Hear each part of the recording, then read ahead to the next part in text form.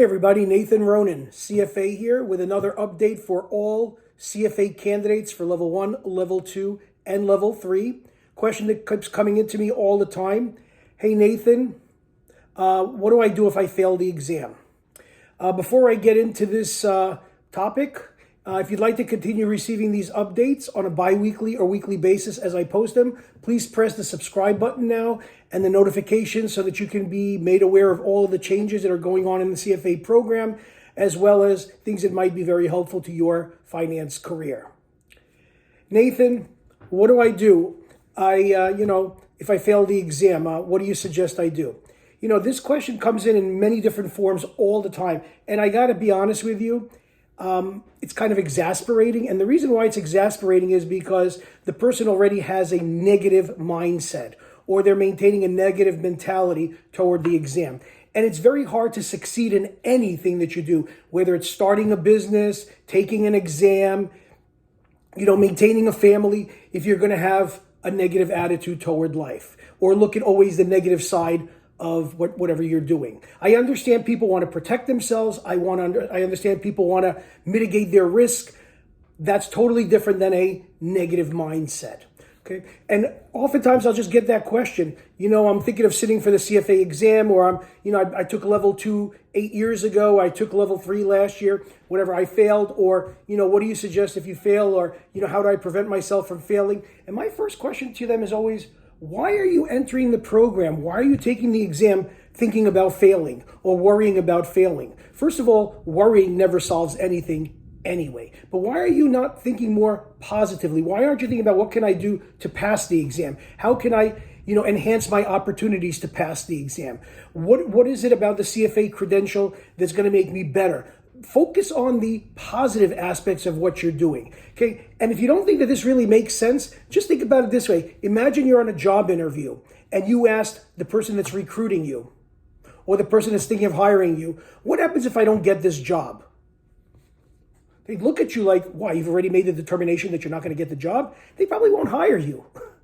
Think about it if you're a portfolio manager or a financial advisor and you're making trades or investments on behalf of your client, and you call them up and you say, or a potential client, you say, hey, listen, I'd like to talk to you about bringing you on board as a customer. And then when you meet them, you say, well, how do you react if I make or if I lose money for you in the first year? Or what happens if your performance, or if I give you negative performance for a couple of years? Person would say, you don't even have a track record yet. Why would I even work with you? You're already giving me a preempt for negative returns in my portfolio or losses? You're already telling me that I might not hire you? What's giving you that negative mindset? Are you going to bring that on the job? We don't need that. It's cancerous. It's like it spreads. We don't need you also being very negative around the other employees. We don't want you being negative around other clients. You're probably not going to get that client, and you're probably not going to get that job. Same applies to the CFA exam. If you create the lane right in front of you of what happens if I don't pass, you're probably not going to pass. Okay? Your mindset should be, I'm going to pass this exam. I'm smart. I know what I'm doing. I can study. I know how to take an exam. I'm going to get some help if I need it. I know I'm going to read what I have to do. I'm going to do the mock exams. I can succeed. Why can't I?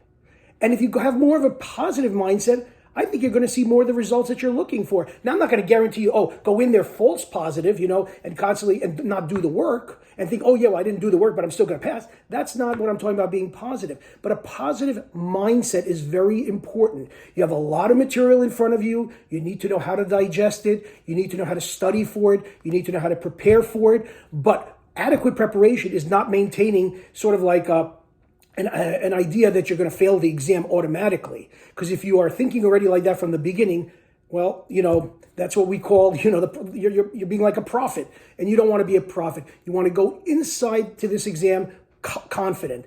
I will help you do that. I will give you a study plan that you work with me personally on Zoom when you first join me. We're going to lay out a study plan with 6 phases. And we're going to put timelines for each of the 6 phases. Who else is going to do that for you? Nobody's going to sit down and do that with you personally, one-on-one on Zoom. Okay, and we're going to put time frames for whatever exam you're taking, February, May, August, November, whether it's level 1, level 2, level 3. You'll have access to me for questions if and when they arise. I'm going to be checking up on you every 2 weeks with updates to make sure that you are sticking to the study plan. I'm going to do everything that's in my power because I believe in myself that I can actually get you to pass, and my pass rates prove it. But the most important thing is that you got to have confidence in yourself, and I can't give you that confidence. You have to immediately say, I am not interested in taking this exam a second time. Failure is not an option. I'm going to do what I have to take. I'm going to work with Nathan. Nathan's going to set it out for me, and I'm going to follow it, and I'm going to maybe improvise here and there in a way that I think is better, and I'm going to do what works for me, and I'm going to go in there into that exam, and I'm going to crush that exam, and I'm going to give the graders what they're looking for. That's a much better mindset than, well, if I don't pass the exam, can I have the videos for another year? Or do you have any kind of pass protection? Listen, if you're all about having no risk, then you should expect no reward. Okay? You got to take risk at some point. And to be honest with you, if you're looking for life insurance policies or guaranteed incomes or things like that, maybe you should be more in the life insurance business, or maybe even a barista at Starbucks. Okay, and I'm not trying to be facetious or cynical. Maybe an area like financial services or portfolio management, equity analysis, fixed income analysis is not for you because there's risk involved. So there's always going to be risk whether you take it, but you have to have that positive mindset. And I can't keep emphasizing this any more than I am in this particular recording, because I do this all the time when I'm talking to my candidates on the phone or potential candidates. It's like, why are you coming to me with the negative attitude? I don't really even want to talk about negativity when you're talking about this exam. Yeah, I know the pass rates are low, but why should you be part of those statistics? Let's work together. Let's pass this exam. Be positive. And that is one of the best pieces of advice you can get, not only for the CFA exam, but for your job, for your future, for advancement, for education, for family raising, whatever. You got to be positive, and you don't want to convey negativity all around you because it's like a cancer and people are going to spread away from you.